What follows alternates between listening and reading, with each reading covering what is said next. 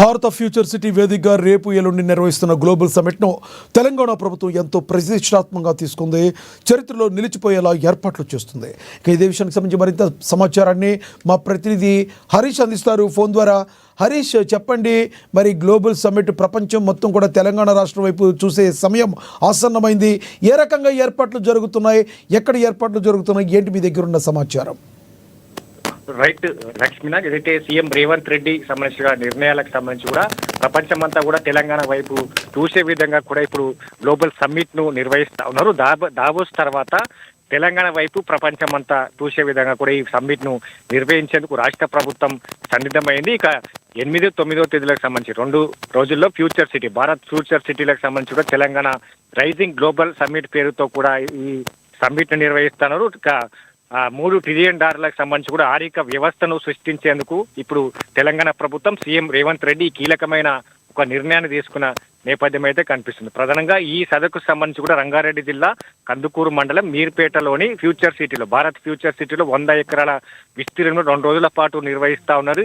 ఈ సమ్మిట్ కి సంబంధించి కూడా దాదాపుగా 27 సెషన్లకు సంబంధించి కూడా ఖరారైన నేపథ్యం అయితే కనిపిస్తా ఉన్నది. కాబట్టి 2047 నాటికి $3 ట్రిలియన్ వ్యవస్థగా తెలంగాణ ప్రభుత్వాన్ని, తెలంగాణ రాష్ట్రాన్ని తీర్చిదిద్దే విధంగా కూడా ఈ సమ్మిట్ నిర్వహిస్తా ఉన్నారు. దీనికి ప్రధానంగా ఇప్పటికీ అన్ని ప్రపంచ దేశాలకు సంబంధించి అన్ని ఖండాలకు సంబంధించిన ప్రతినిధులను అయితే వాళ్ళకు ఆహ్వానించిన పరిస్థితి అయితే కనిపిస్తా ఉన్నది. ఇక మొత్తంగా ఒకవైపు తెలంగాణ రైజింగ్ పేరుతో కూడా ఈ సమ్మిట్ నిర్వహిస్తారు. గతంలో కూడా ఏప్రిల్లో ఈ రైజింగ్ పేరుతో సమ్మిట్ నిర్వహించారు.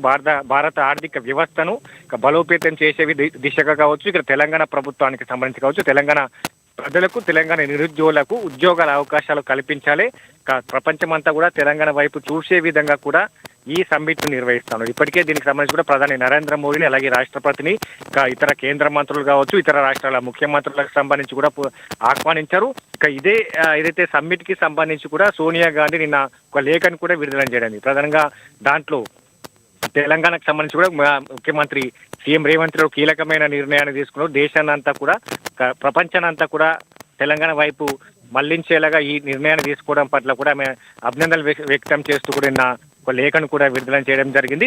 ఇక మొత్తంగా దీంట్లో అన్ని రంగాలకు సంబంధించి కావచ్చు, సినీ రంగము, అలాగే వ్యవసాయ రంగం కావచ్చు, అలాగే వ్యాపార రంగం కావచ్చు, ఇతర రంగాలకు సంబంధించి కూడా పూర్తి స్థాయిలో తెలంగాణ ఆర్థిక వ్యవస్థను బలోపేతం చేస్తూ ఇక్కడ పెట్టుబడులు పెట్టే విధంగా కంపెనీలను, విదేశీ కంపెనీలను నెలకొల్పే విధంగా కూడా ఏదైతే ఈ సమ్మిట్ ను నిర్వహిస్తున్న నేపథ్యం అయితే కనిపిస్తా ఉంది. కాబట్టి దీంట్లో ప్రధానంగా పలు కీలకమైన ఏదైతే ఆహ్వానిస్తున్న నేపథ్యం అయితే కనిపిస్తా ఉంది. ఇక దాంతో పాటుగా హాలీవుడ్ ను హైదరాబాద్ కు తీసుకొచ్చే విధంగా కూడా సినీ రంగం పైన కూడా నిన్న చర్చ జరిగింది. ఇక ఈ గ్లోబల్ సమ్మిట్ కి సంబంధించి కూడా దిగ్గజాలను ఆహ్వానిస్తున్న నేపథ్యం అయితే కనిపిస్తుంది. దాంట్లో సినీ రంగం కావచ్చు, ఇతర వ్యాపార రంగం కావచ్చు, ఇక మిగతా సేవా రంగానికి సంబంధించిన ప్రముఖులు కావచ్చు. అయితే హరీష్, ఇక్కడ ఇవి 2 వేదికలు ఉన్నాయి అంటున్నారు ఈ గ్లోబల్ సమ్మిట్ కి. ఏ ప్రాంతాల్లో కరెక్ట్ గా చెప్తారా, ప్రజలకి కన్ఫ్యూజన్ లేకుండా ఉంటుంది, అక్కడ ఎక్కడ జరుగుతుందో తెలవడానికి సమ్మిట్? రైట్, ప్రధానంగా దీనికి సంబంధించి కూడా ఏదైతే కందుకూరు, శ్రీశైలంకి సంబంధించి కూడా హైవే పక్కన ఉన్న రంగారెడ్డి జిల్లాకు సంబంధించి కూడా మీర్పేటలోనే కందుకూరి గ్రామంలో భారత్ ఫ్యూచర్ సిటీ నిర్మాణం జరుగుతుంది. ఎందుకంటే తెలంగాణ ప్రపంచవ్యాప్తంగా కూడా ఒకే దగ్గర ఫ్యూచర్ సిటీ కావచ్చు, హెల్త్ సిటీ కావచ్చు, ఫార్మా సిటీ కావచ్చు, ఇతర సిటీలను నిర్మించే విధంగా కూడా ఈ Bharat future city CM Revanth Reddy నెలకొల్పడం జరిగింది. అక్కడ 100 ఎకరాలకు సంబంధించి కూడా ఇప్పుడు భారత ఫ్యూచర్ సిటీలో ఈ సమ్మిట్ జరుగుతున్న నేపథ్యం అయితే కనిపిస్తా ఉన్నది. కాబట్టి మొత్తంగా భారీ ఎత్తున ఈ సమ్మిట్ ను నిర్వహించేందుకు రాష్ట్ర ప్రభుత్వం ప్రతిష్టాత్మకంగా తీసుకుందని చెప్పొచ్చు. ఎందుకంటే హైదరాబాద్ కి శివారు మొదలు నుంచి కూడా, హైదరాబాద్ నుంచి కూడా పూర్తి స్థాయిలో ఒక అట్రాక్షన్ గా నిలిచే విధంగా కూడా ఏర్పాట్లు అయితే కొనసాగి ఎప్పటికప్పుడు మంత్రులు కావచ్చు, ఇతర నేతలంతా కూడా అక్కడ సందర్శిస్తున్నారు. స్వయంగా సీఎం రేవంత్ రెడ్డికి సంబంధించి కూడా దీనిపైన 3 రోజుల పాటు కూడా సమీక్షలు నిర్వహించారు.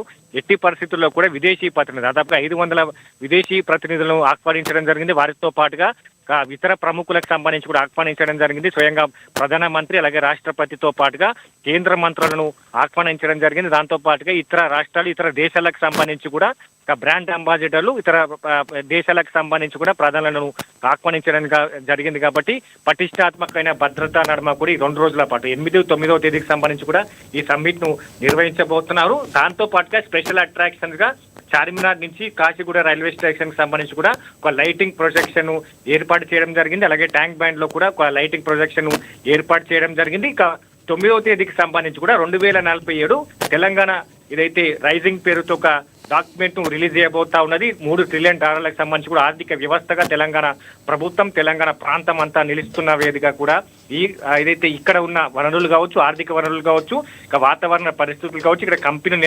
నెలకొల్పేందుకు ఇక్కడ ఉన్న అనువైన సంబంధించి కూడా ఏదైతే డాక్యుమెంటేషన్ కి సంబంధించి కావచ్చు, వాళ్ళకి సంబంధించి కూడా పూర్తి స్థాయిలో ఈ 2047 రైజింగ్ తెలంగాణకు సంబంధించి కూడా డాక్యుమెంట్ ను 9వ తేదీ రిలీజ్ చేయబోతా ఉన్నది. కాబట్టి ఇక ప్రపంచ చూపు అంతా కూడా తెలంగాణ ప్రాంతం వైపు ఉంది. ఎందుకంటే ఇప్పటికే చాలా ప్రధాన కంపెనీలన్నీ కూడా విదేశీ కంపెనీలన్నీ కూడా తెలంగాణ ప్రాంతంలో వచ్చాయి. ఇప్పుడు తెలంగాణ ప్రభుత్వం ఏర్పాటైన తర్వాత కూడా పూర్తి స్థాయిలో ఈ 2040 వరకు ఏం చేయగలుగుతాం, ఇక్కడ ఉన్న అనువైన ప్రాంతాలు కావచ్చు, ఇక్కడ ఉన్న వాతావరణ పరిస్థితులు, ఇక్కడ కంపెనీ నెలకొల్పితే ఎట్లాంటి సంబంధించి కూడా ఆర్థిక వ్యవస్థను విదేశాలకు సంబంధించి కావచ్చు, ఇక్కడ ప్రాంతాన్ని బలోపేతం చేయొచ్చు అనే లక్ష్యంతో ఇప్పుడు ఈ కీలకమైన నిర్ణయాన్ని రాష్ట్ర ప్రభుత్వం సీఎం రేవంత్ రెడ్డి తీసుకుంది. కాబట్టి పూర్తి స్థాయి 2 రోజుల పాటు కూడా ప్రపంచమంతా కూడా తెలంగాణ వైపు చూడనున్న పరిస్థితి అయితే ఉంది. Lakshman, thank you Harish.